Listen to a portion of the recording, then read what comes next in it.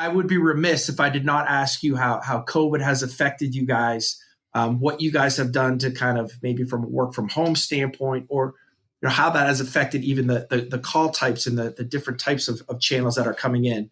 How has COVID really just had an effect on Overstock?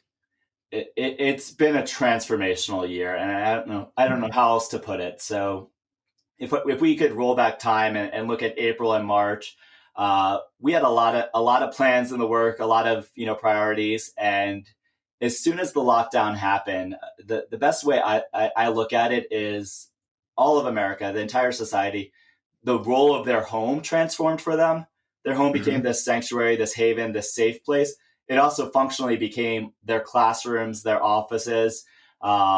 Retail transitioned from brick and mortar to e-commerce.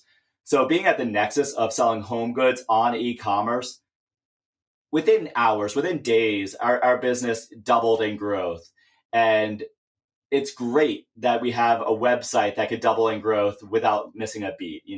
Right. That's scalable. Technology is built for that stuff. There were no lines at a cashier, right? Like we could do that. But what couldn't scale instantly was the global supply chain. So getting the products to the warehouses having social distance, and the transportation and delivery of the products. So a lot of those operations really struggled, and being the call center to support that was one challenge. But on the other hand, we would need to double the number of agents that we had. And it was a really hard time to be interviewing and hiring people during that March, April timeframe, finding people who were ready and able to work from home. We've never done a virtual training before, so we had to figure out how to do Zoom training. The best story that I will carry with me throughout this experience was the day that the CEO and president of Overstock said, everyone must go home. It's a safety issue. We're going to work from home. I was asked by Dave Nielsen, our president, what will this mean for CS? And I said, I have faith in my team. Give me 3 days. I'll get everyone packed up out of the building. And over the course of those 3 days, I'll get everyone's computer set up. I'll get them answering calls. We'll dig ourselves out of whatever hole we're in with our queues. In 3 days, I'll be looking much better. 3 days later, he checks in on me, says, how bad is it? And I had to say I was a liar. I was a sandbagger. The team never fell a step behind. Because That's awesome. The first agent who got home and got their laptop turned on and logged on said, I'm not going to work 8 hours today. I'm going to work 14 hours today. I'm going to work 16 hours today, because they knew their friend couldn't log on. They knew they were having trouble. And the next one and the next one. And each person got the back of their partner. And they were able to keep up with the demand as our sales were growing through the roof. And as we were shutting everything down, like we didn't skip a beat then. And it wasn't really until the stimulus check hit and sales started growing like wildfire, which is great as a business, and we did run into trouble with our outsourcing because we're based out of Bangalore there. The entire city shut down. That was when we started losing ground from a staffing standpoint. And we spent much of the summer adapting and hiring to catch up. We opened up additional call centers in Guatemala and Manila to try to accomplish this. But what Overstock does and what maybe differentiates us from a lot of other businesses is we pulled most of the analysts in the building into a room and said, what is the problem and what is the solution? And the answer can't be hire more people.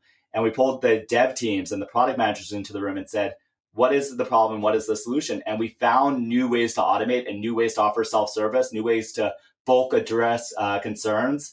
And that ability to release the pressure through technology is quite literally the only way we ever caught back up.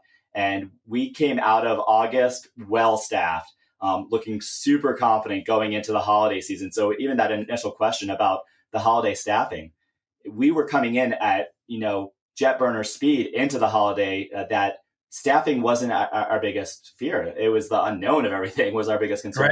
Right. But really, we went through a solid, day after day of Black Friday type sales for months, that it really hardened us, not from a negative standpoint, from a strengthening standpoint, to performance and to looking at the numbers and to technology and automation.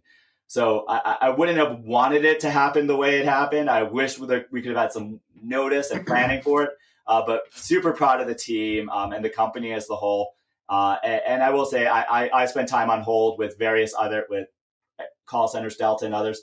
the call center community really bonded around each other. I know you specifically helped out with California 411, which was really important. Or 211. I got all my 11s confused. Yep. No, you're good. But I did appreciate the call center community coming together, and even some of the conversations that I had with you just about how do we take care of people when they're at home and they're isolated. I think that's the other moment that's really meant a lot to me is the bonding of us all going through this together as a community.